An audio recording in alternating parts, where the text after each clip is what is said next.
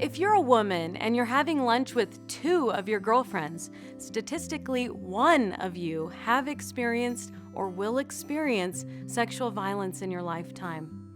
Imagine the pain she'll feel from being singled out and victimized, the confusion she'll feel when someone she trusts tells her she should have been more careful, or worse yet, doesn't believe her at all. Here are some facts. Utah ranks 9th in the nation for reported acts of sexual violence, which costs the state $5 billion in direct and indirect costs. Some people still have a hard time accepting the fact that we live in a rape culture. That's a very harsh term, and I understand why it's difficult to accept that. But over 95% of people who perpetrate sexual violence or rape will not face any consequence for their behavior. That's rape culture. The statistics bear out we actually experience sexual violence at a higher rate than the national average. And over 50% of cases of sexual violence occur during the daytime, not at night. And people don't always understand that. They think, as long as I'm doing things right, I'll be safe. Our social media would tell you that every relationship is universally happy at all times, when none of that is true. Now, here are some of the defining reasons of what sexual violence really means or can look like. The truth is, I've never actually interacted with a woman who hasn't experienced sexual harassment. We run surveys every year in the schools, and we got new data on teen dating violence. And it was frustrating to me because these statistics are no different than 2 years ago. They might be a little better, they might be a little worse, but they're in general the same because we're not dealing with this. We just deal with it every 2 years when we get this data.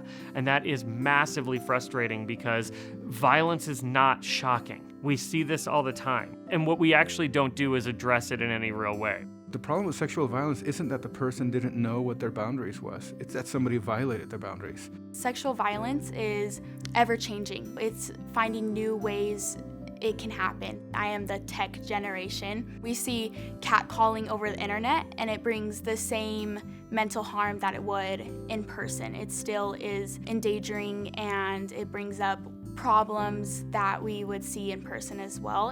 One of the problems with believing that the risk of perpetration only comes from strangers in a dark alley is that we think as long as we don't go in a dark alley, we're fine.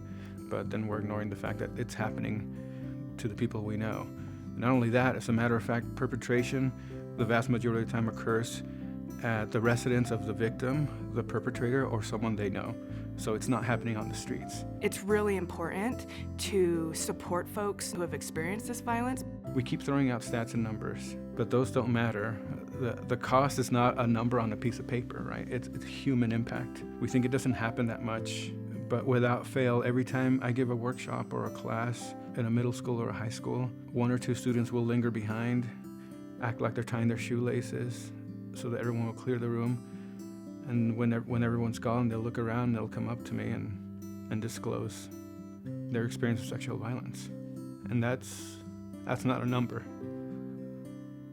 That's a person.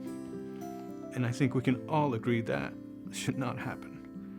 And why is it that this stranger who they've heard talk for an hour is the first person they feel they can talk to about this? We can do better. I know we can.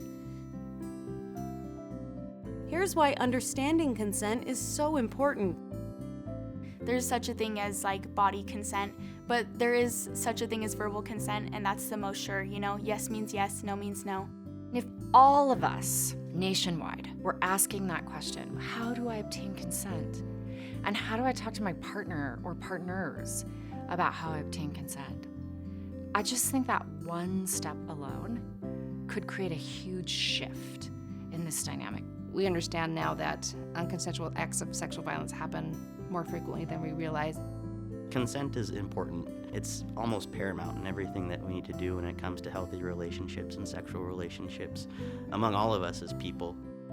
It's time to understand that this isn't just about women. It affects children, boys, girls, young adults, men, women, and even the elderly. Women are often the ones we talk about mostly, but we're seeing more and more men come forward, which is reassuring that they are understanding that we are here to help them as well. I wish more men understood the potential consequences of inaction and the costs of inaction and lack of involvement to the people they cared about, I wish more men understood the profound impact action would have on themselves and the community and our society at large. So what does real prevention mean or look like? It's not just taking a defense class or carrying mace. What's truly needed for prevention? Prevention is about trying to prevent violence from occurring in the first place, but how we deal with the aftermath and the impact is part of that prevention effort as well. Because when we empower survivors and victims and when we hold perpetrators accountable, we're sending a message out to society that this is not acceptable here. We're not okay with this. And that in turn starts feeding more of those prevention efforts of this is not okay. If I said I was going to do a presentation on sexual violence, 40 women would pile into the room and ask how not to get sexually assaulted. That's not prevention. That's not to say it's not an important component of intervention and risk reduction, but what would really be prevention was 40 men piling into a room and talking about sexually aggressive behavior and sexist language and bystander intervention. When you have those feelings, trust your gut. Call a crisis line. There's a number of different lines within even Utah that you can call 24 hours a day, 7 days a week to talk with someone and have those conversations. What I would encourage medical professionals is to become familiar with the resources we have here in the Valley, so that when patients do present and report either sexual violence, domestic violence, any type of violence that they feel unsafe in their current situation, that we know how to help them. All the costs of the resources here in the Valley, whether that be through the Rape Recovery Center or the Family Justice Center, are all available at no cost to patients of sexual and intimate partner violence. What are the next steps? What's the future? I just wish we were kinder to each other and understood each other a little bit better. And I think that the nice thing about where we're going with our conversations on healthy masculinity is that we provide opportunities for us to actually guide and have those conversations. And shifting that dialogue and helping people to understand how this is a human issue, this is all of our issue, can both impact opportunities and resources for intervention and more importantly, in my opinion, create opportunities for true prevention.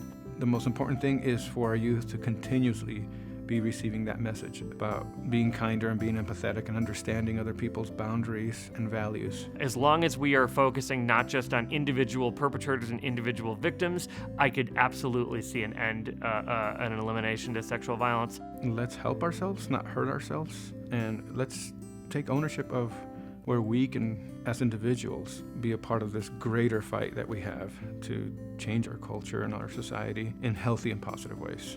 We need the help of parents, educators, professionals, businesses, faith leaders, and all the members of a community.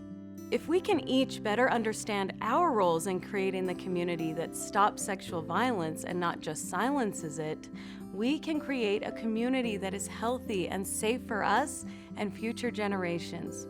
And this extends beyond just sexual violence.